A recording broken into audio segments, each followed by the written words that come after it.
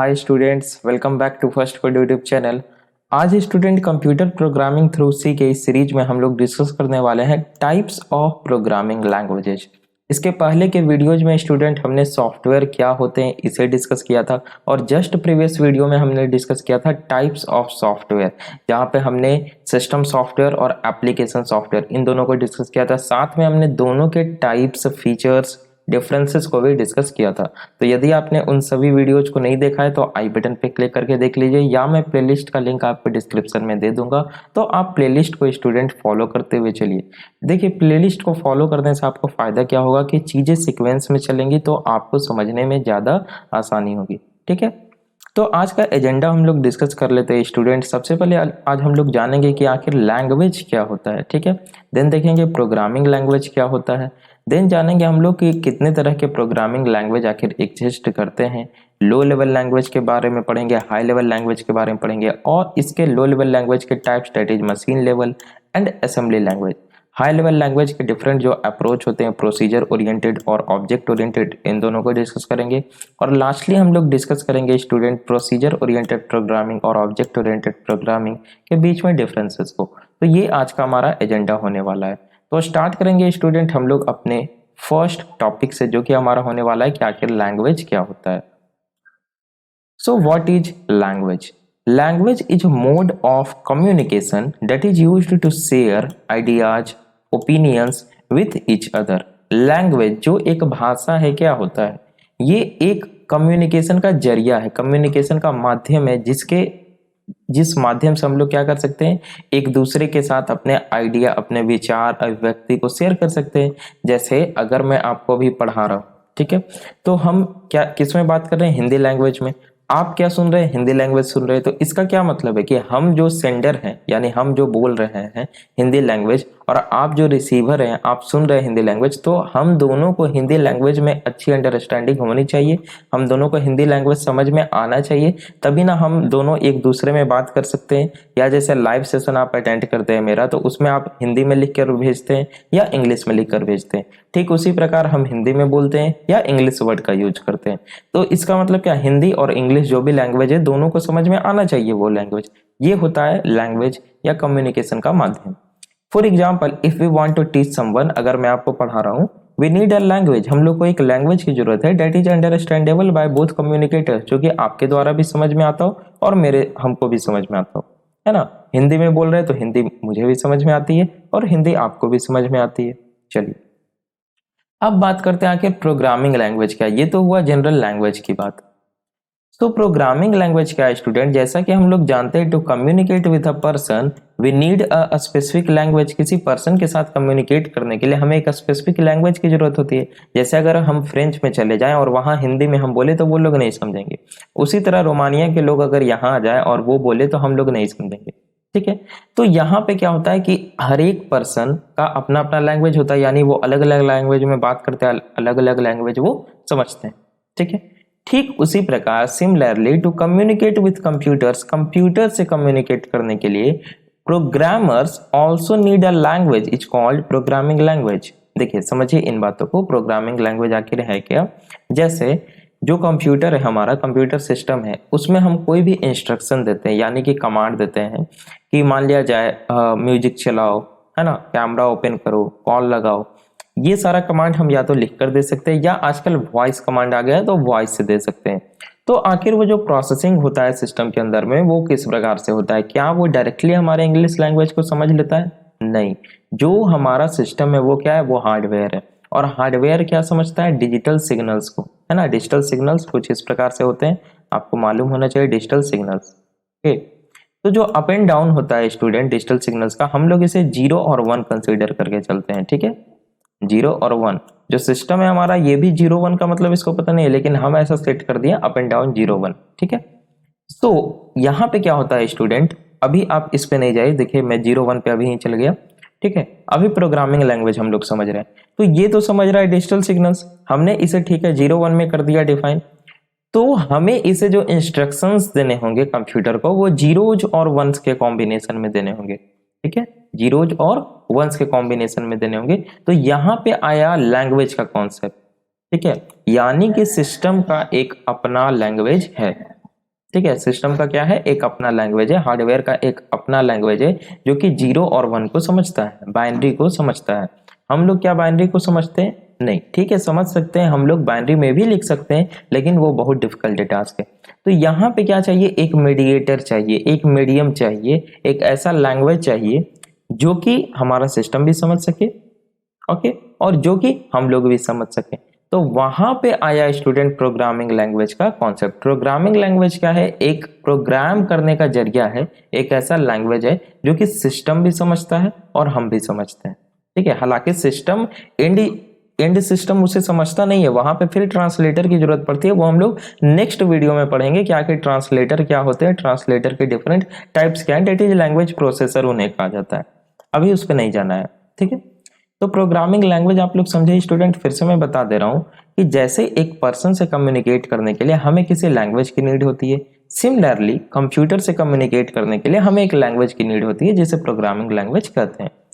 तो हम लोग प्रोग्रामिंग लैंग्वेज को डिफाइन कर सकते हैं कि programming language is a computer language that is used by programmers और developers to communicate with computers. Programming language एक ऐसा लैंग्वेज है जो कि डेवलपर्स के द्वारा यूज किया जाता है कंप्यूटर के साथ कम्युनिकेट करने के लिए, इंटरेक्ट करने के लिए।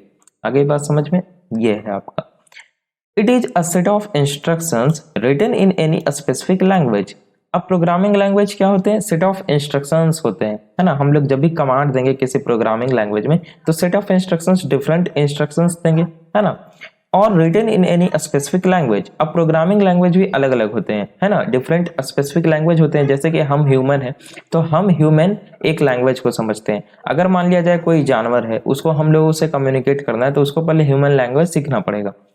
एक तरह से हम मतलब कि एग्जांपल आपको देने का कोशिश कर रहे हैं कि मान लिया जाए कल को एलियन आ गए, उन एलियंस को हम लोगों से कम्युनिकेट करना है। अब जब हम लोगों से कम्युनिकेट करना है तो उनको चाहिए होगा ह्यूमन लैंग्वेज, यानी उनको ह्यूमन लैंग्वेज सीखना पड़ेगा। अब वो देखेंगे कि ह्यूमन ह्यूमन लैंग्वेज में भी वो लोग डिफरेंट स्पेसिफिक लैंग्वेज में बात कर रहे हैं। हिंदी है, इंग्लिश है, फ्रेंच है, उर्दू है ना, बंगाली है, तमिल है, बहुत तरह के लैंग्वेज है।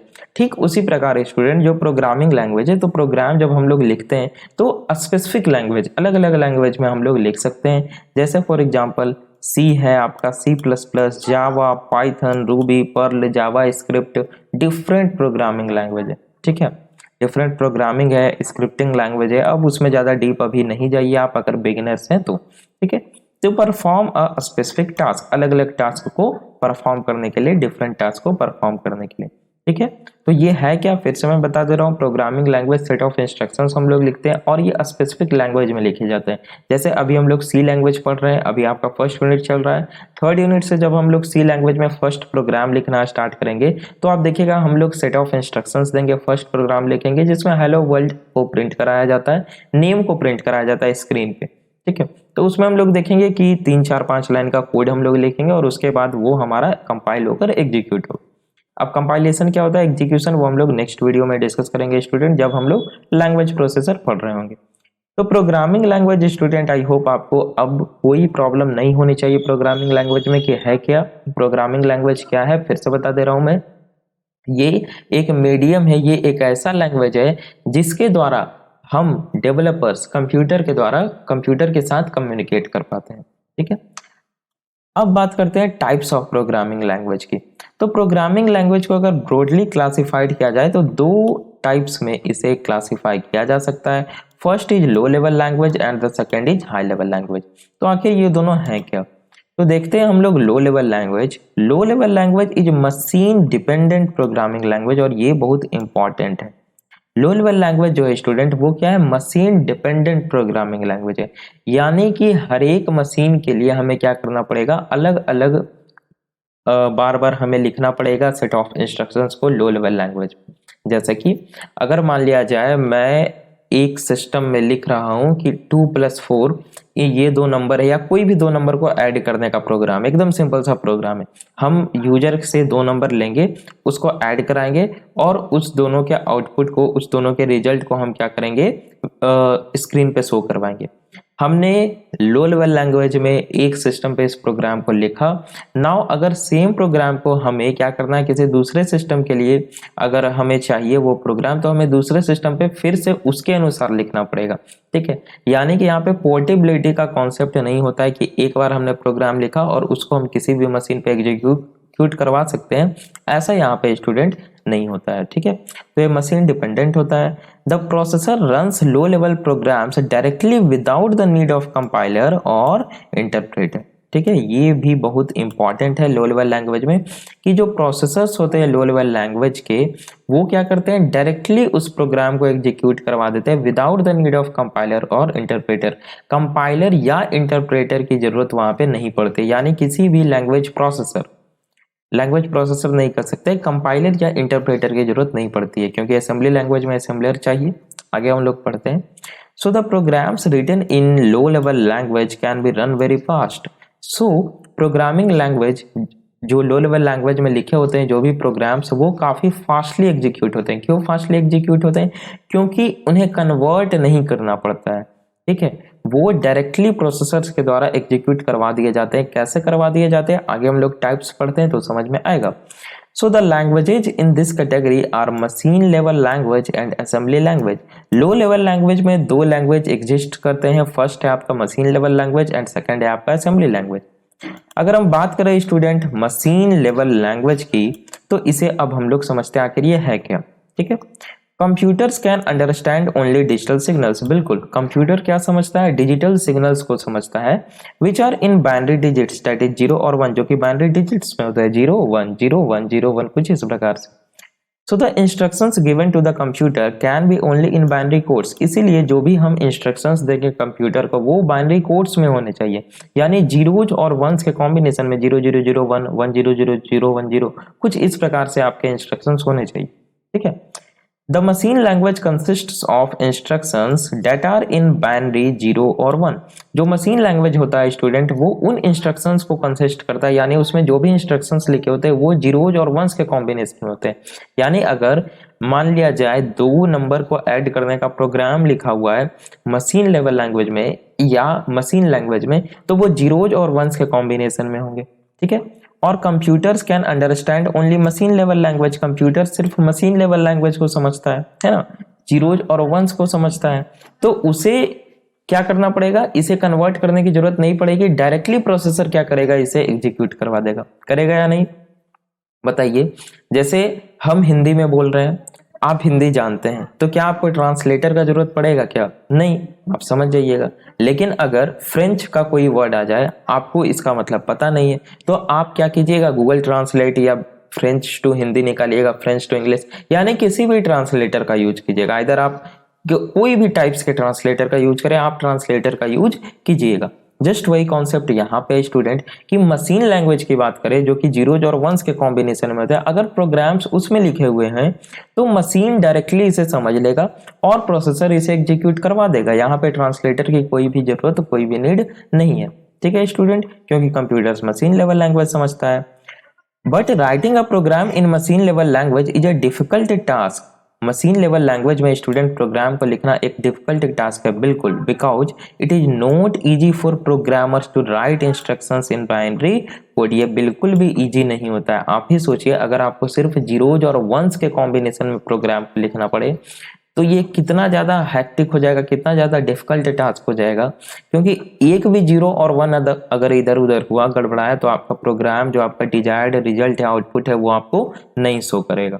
ठीक है, तो ये बहुत ही हैक्टिक था स्टूडेंट मशीन लेवल लैंग्वेज। तो आगे फर्दर जो डिफरेंट लैंग्वेजेज आए, वो धीरे धीरे क्या करते गए, जो भी कॉम्प्लेक्सिटी थे वो रिड्यूस होते चले गए। ठीक है, तो machine level language I hope student आप लोग समझ गए होंगे। नेक्स्ट हम लोग चलते हैं लो लेवल लैंग्वेज का जो टाइप्स है, उधर जाने से पहले 1-2 पॉइंट्स और समझ लेते हैं। A machine level language program is error prone and its maintenance is very difficult। जो मशीन लेवल लैंग्वेज प्रोग्राम है वो एरर प्रोन है, यानी कि उसमें एरर होने की चांसेस, एरर होने की संभावना ज्यादा रहती है। क्यों? क्योंकि जीरोज और वंस के कॉम्बिनेशन में एक भी 0 1 इधर उधर हुआ तो डिजायर्ड आउटपुट गया आपका। And it's maintenance is very difficult. Maintenance बहुत डिफिकल्ट है। कल को हमें कोई दूसरा फीचर ऐड करना हो उस प्रोग्राम में, यानी कि कोई सॉफ्टवेयर में, दूसरा फीचर ऐड करना हो या किसी फीचर को हटाना हो, मॉडिफिकेशन करना हो, तो मेंटेनेंस इसका बहुत ज़्यादा डिफिकल्ट होता है। Machine language programs are not portable, और दूसरा डिसएडवांटेज क्या है स्टूडेंट कि ये पोर्टेबल नहीं होते हैं, यानी कि हर एक मशीन के लिए हमें अलग अलग मशीन लेवल लैंग्वेज में प्रोग्राम पर लिखना पड़ता है। Every computer has its on machine instructions, बिल्कुल हर एक मशीन का अपना अपना मशीन इंस्ट्रक्शंस होता है। So the programs written for one computer are not valid for other computer, एक कंप्यूटर के लिए जो प्रोग्राम लिखे हुए स्टूडेंट दूसरे कंप्यूटर पे हम लोग उस प्रोग्राम को एग्जीक्यूट नहीं करवा सकते हैं, ठीक है। तो आई होप स्टूडेंट आप लोग मशीन लेवल लैंग्वेज को समझ गए होंगे, ठीक है स्टूडेंट। नाउ अब हम लोग बढ़ते हैं नेक्स्ट लो लेवल लैंग्वेज का जो टाइप्स है, दैट इज असेंबली लैंग्वेज। बात करें असेंबली लैंग्वेज के स्टूडेंट, तो the difficulties faced in machine level language were reduced to some extent by using a modified form of machine level language called assembly language. देखिए, जो machine level language की difficulties थी थोड़ी बहुत, यानी machine level language की थोड़ी बहुत नहीं, काफी ज्यादा डिफिकल्टीज थी, तो कुछ डिफिकल्टीज को स्टूडेंट असेंबली लैंग्वेज में कुछ हद तक दूर कर दिया गया, ठीक है। पूरी डिफिकल्टीज को नहीं, कुछ हद तक उस डिफिकल्टीज को दूर कर दिया गया। कैसे? तो एक मॉडिफाइड फॉर्म लाया गया, एक मॉडिफाइड वर्जन लाया गया मशीन लेवल लैंग्वेज का, जिसे असेंबली लैंग्वेज कहा जाता है। तो आखिर इसमें होता क्या था जो डिफिकल्टीज दूर हो गई? So in assembly language instructions are given in English like words, जो इंस्ट्रक्शंस दिए जाते थे, कमांड्स दिए जाते थे, वो इंग्लिश लाइक वर्ड्स का यूज करके दिए जाते थे। अब इंस्ट्रक्शंस क्या होता है सर? तो हमने जब अपना फर्स्ट सेशन किया था सी लैंग्वेज पे, डेट इज लेक्चर नंबर 1 इस प्लेलिस्ट में जो है, उसमें हमने पढ़ा था कि सबसे पहले इंस्ट्रक्शन या कमांड क्या होता है, देन प्रोग्राम क्या होता है, सॉफ्टवेयर क्या होता है, सॉफ्टवेयर पैकेज क्या होता है, डिफरेंसेस क्या है, इन सभी चीजों को डिस्कस किया था। तो यदि आपने उस वीडियो को नहीं देखा है तो प्लेलिस्ट में जाइए और उस वीडियो को पहले देख। सच एज असेंबली लैंग्वेज में क्या किया गया, डिफरेंट इंग्लिश लाइक वर्ड्स जैसे मूव हो गया, ऐड हो गया, सब हो गया, मल हो गया, और भी different different English like words use किए गए। So it is easier to write and understand assembly programs, ताकि जो असेंबली प्रोग्राम्स हो वो उसे अंडरस्टैंड यानी कि उसे समझना इजी हो जाए मशीन लेवल लैंग्वेज के मुकाबले में। फॉर एग्जाम्पल, अगर हम कुछ इंस्ट्रक्शंस देखें असेंबली लेवल लैंग्वेज में, तो देखिए लिखा हुआ है INC count.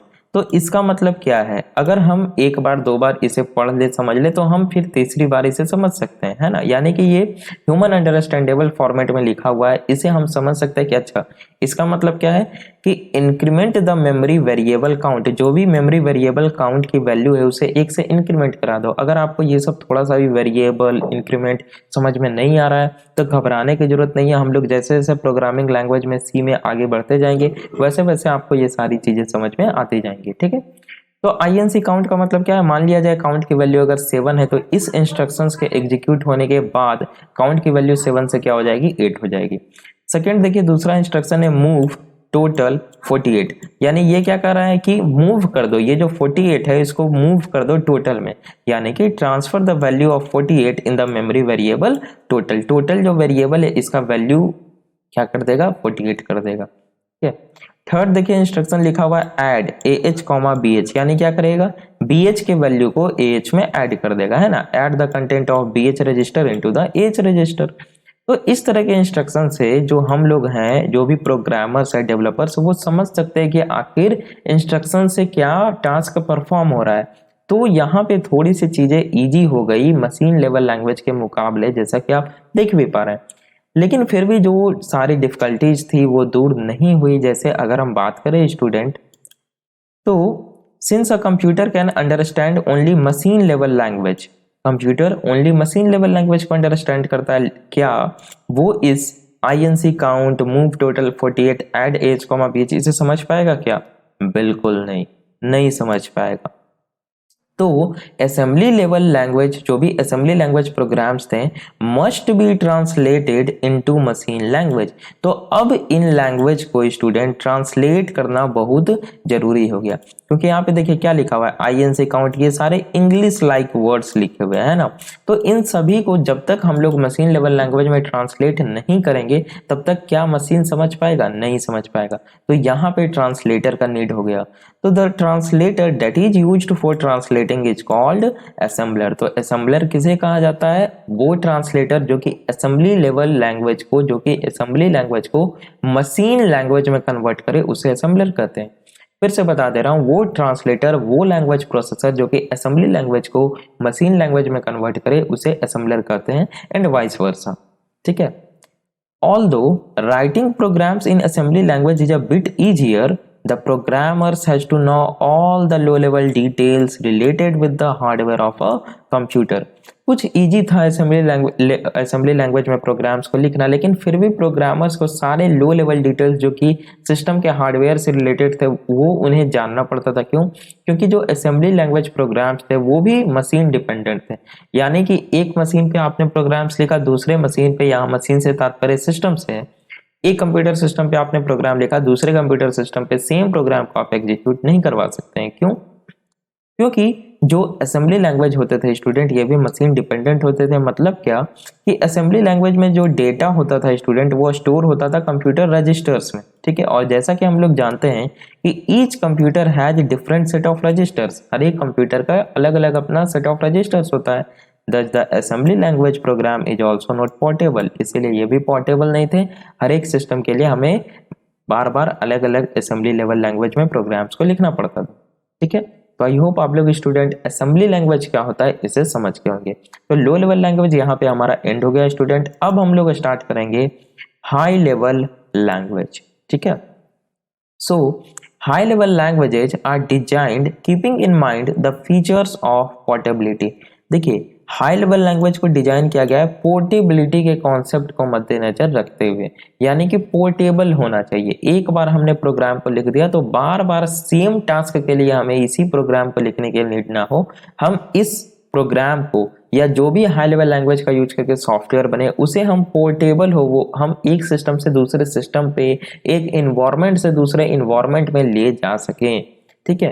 So these languages are machine independent. ये जो लैंग्वेजेस थी हाई लेवल लैंग्वेजेज, ये मशीन इंडिपेंडेंट थी, यानी इन्हें मशीन से कोई मतलब लेना देना नहीं था। लो लेवल लैंग्वेज यानी लो लेवल जितने भी कंपोनेंट्स होते थे ना, हार्डवेयर हो गया, सिस्टम हो गया, इससे इसे कोई भी मतलब नहीं है। These are English like languages. जो हाई लेवल लैंग्वेज है वो इंग्लिश लाइक लैंग्वेजेज होती हैं। So it is easy to write and understand. So high level language का यूज करके प्रोग्राम्स को लिखना और उसे समझना काफी इजी होता है। The programs of high level language, ठीक है, इन्हें यूज करके while programming in a high level language the programmer is not concerned with the low level details। जब हम लोग हाई लेवल लैंग्वेज में प्रोग्राम्स लिख रहे होते हैं तो हमें लो लेवल लैंग्वेज जो कंपोनेंट्स है, हार्डवेयर है, उन्हें उसे हमें कोई मतलब नहीं होता है। जैसा कि जब हम लोग सी लैंग्वेज में प्रोग्राम्स को लिखेंगे स्टूडेंट, तो हम लोग देखेंगे कि हम लोगों को हार्डवेयर से कोई मतलब नहीं है। हम लोग अपना प्रोग्राम लिखेंगे और प्रोग्राम कंपाइल होगा, देन एग्जीक्यूट होगा। ठीक है। और सेम प्रोग्राम को हम लोग डिफरेंट मशीन पे ले जाएंगे तो वहां भी वो आराम से एग्जीक्यूट होगा। And so the whole attention can be paid to the logic of the problem being solved। और चूंकि हमें लो लेवल डिटेल्स पे ध्यान नहीं देना पड़ता था, हमें मतलब प्रोग्रामर्स को, तो सारा जो अटेंशन होता था, सारा जो ध्यान होता था वो दिया जा सकता था प्रॉब्लम्स, यानी जो भी हमारे पास प्रॉब्लम्स आई है उसको सॉल्व करने में। ठीक है। तो यहाँ से एक एडवांटेज हो गया इसका ये।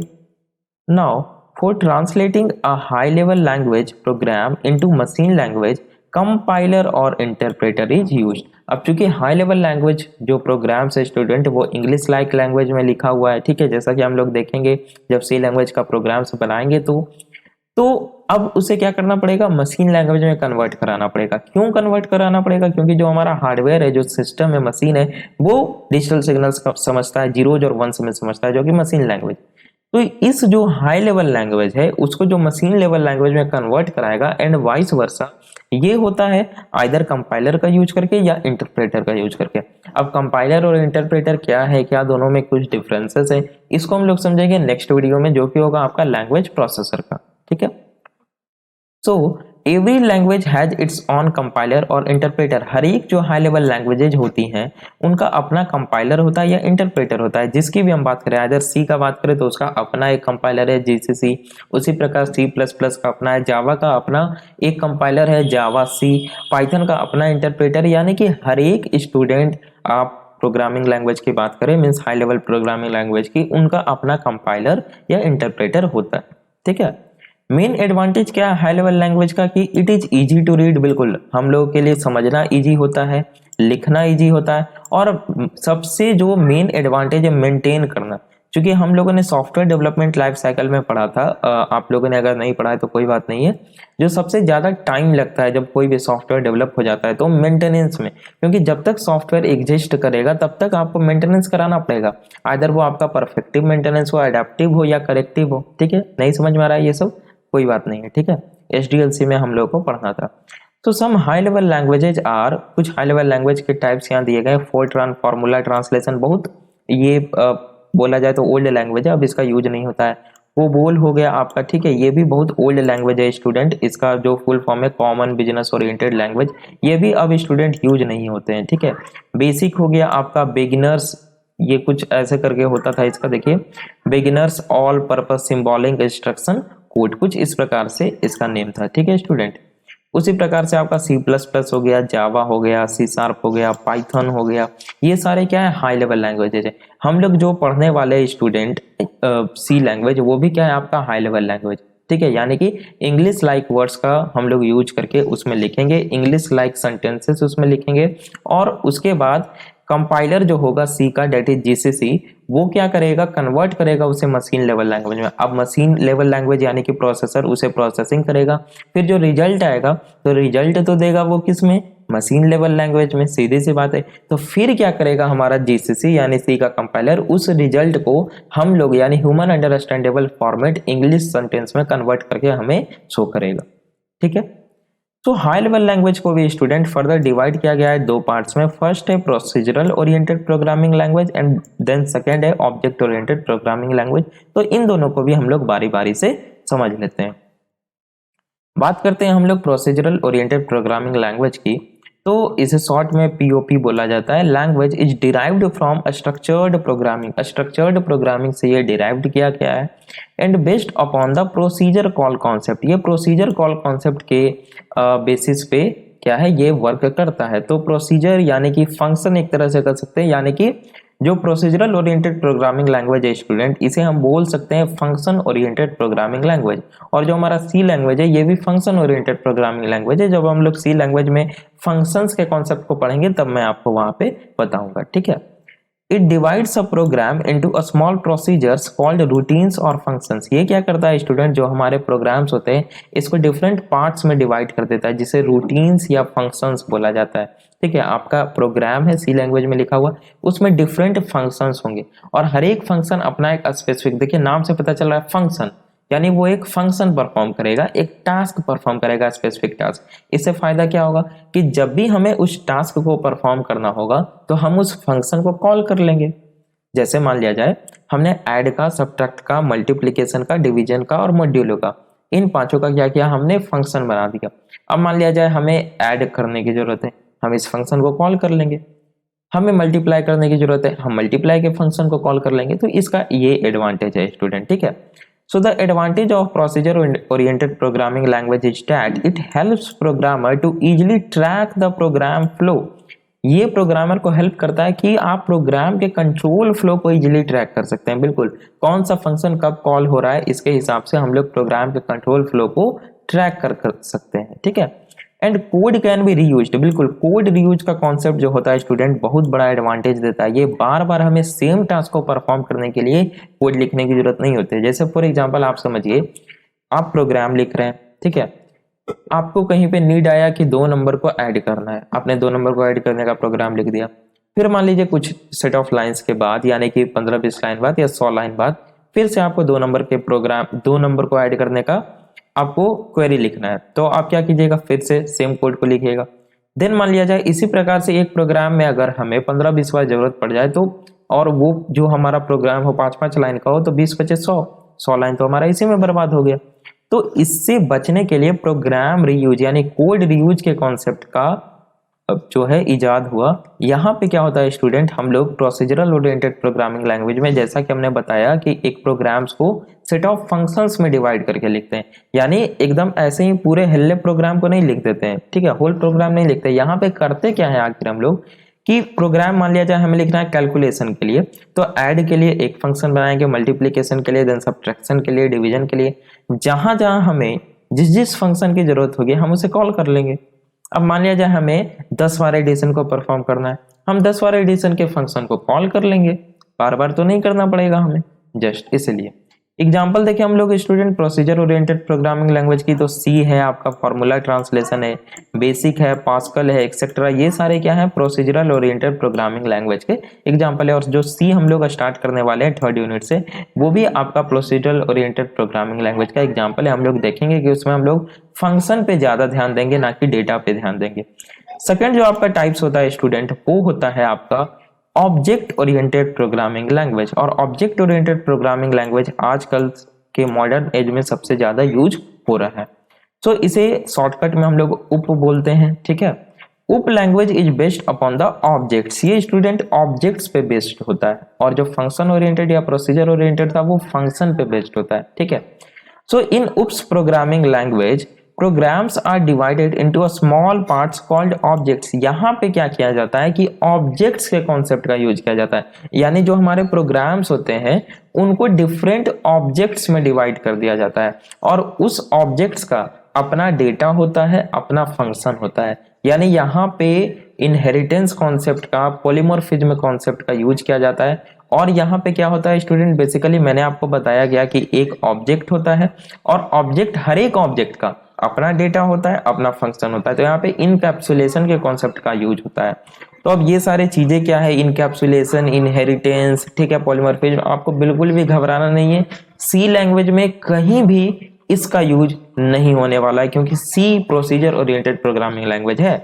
अगर आपको इसके बारे में जानना है बहुत ज्यादा, तो मैंने जावा इन वन शॉट का 12 आवर का वीडियो बना रखा है स्टूडेंट, मैं डिस्क्रिप्शन में उसका लिंक दे दूंगा, आप उस वीडियो पे जाइए। और चैप्टर्स बने हुए, तो जहां पे आपको चैप्टर्स पे दिखेगा पॉलीमॉर्फिज्म, उस चैप्टर पे क्लिक कीजिए, पॉलीमॉर्फिज्म को समझ लीजिए, ओवरव्यू समझिएगा, प्रोग्राम पे नहीं जाइएगा, ठीक है। पहले सी को सीख लीजिए, एब्स्ट्रैक्शन पे क्लिक कीजिएगा, उसे समझ लीजिएगा, ठीक है। इनहेरिटेंस पे क्लिक कीजिएगा, उसे समझ लीजिएगा। तो इस प्रकार से स्टूडेंट आपको जो भी समझना रहे, मैंने सारे को चैप्टर्स में डिवाइड कर दिया गया है। टोटल कॉन्सेप्ट उसमें जावा का, क्योंकि जावा एक ऑब्जेक्ट ओरिएंटेड प्रोग्रामिंग लैंग्वेज है, मैंने उसमें एक्सप्लेन किया है, ठीक है। मैं लिंक में आपको नीचे डिस्क्रिप्शन में दे दूंगा। सो ये है स्टूडेंट आपका object oriented programming language. It is used to implement real world entities. Real world entities को इंप्लीमेंट करने के लिए इसमें जो ऑब्जेक्ट होते हैं ना, वो रियल वर्ल्ड एंटिटीज होते हैं। लाइक हम लोग ऑब्जेक्ट बनाते हैं, और ऑब्जेक्ट जो होता है हम लोग क्लास की हेल्प से बनाते हैं। क्लास उसका ब्लूप्रिंट होता है, जैसे हम लोग लिखते हैं क्लास टेबल या क्लास बैंक, फिर उसको हम लोग एक्सटेंड भी करवाते हैं, क्लास SBI एक्सटेंड बैंक। तो आपको थोड़ा बहुत समझ में नहीं आ रहा है तो कोई बात नहीं है स्टूडेंट, ठीक है। तो वहां पे कॉन्सेप्ट आता है स्टूडेंट इनहेरिटेंस का, पॉलीमॉर्फिज्म का, एब्स्ट्रैक्शन का, एक्सेट्रा एक्सेट्रा, काफी सारे उप्स के अपने फीचर्स हैं, और जो भी प्रोग्रामिंग लैंग्वेज उप्स को फॉलो करते हैं उन सारे में ये कॉन्सेप्ट पाया जाता है लगभग, ठीक है। So in the program to makes the program reusable, efficient and easy to use. किस लिए यूज किया जाता है उप्स का, ताकि रीयूज कर सके कोड का, मेन मुद्दा कोड का रीयूज हो सके, इफिशिएंट हो और इजी टू यूज हो। एग्जाम्पल की बात करें तो C++, सी के बाद हो सके आप लोग के सिलेबस में C++, और सी के बाद जनरली C++ पढ़ा जाता है। देन जावा या पाइथन, इन दोनों में से कोई एक पढ़ा जाता है। जावा के बाद पाइथन पढ़ा जाता है, C# हो गया, एक्सेट्रा हो गया। हालांकि पढ़ने का तो कोई भी पहले पढ़ सकता है, ऐसा कोई एकदम हार्ड एंड फास्ट रूल नहीं है, लेकिन सी इसलिए पहले पढ़ा जाता है ताकि जो प्रोग्रामिंग लैंग्वेज का बेसिक सिंटैक्स हो वो आपको समझ में आ जाए। क्योंकि अगर आप डायरेक्ट ऑब्जेक्ट ओरिएंटेड प्रोग्रामिंग पे मूव करते हैं फिर भी आपको समझ में आएगा C++, कुछ हद तक जावा में, लेकिन डायरेक्टली आप पाइथन पे अगर आप मूव कर जाइएगा तो आपको कुछ भी समझ में नहीं आएगा।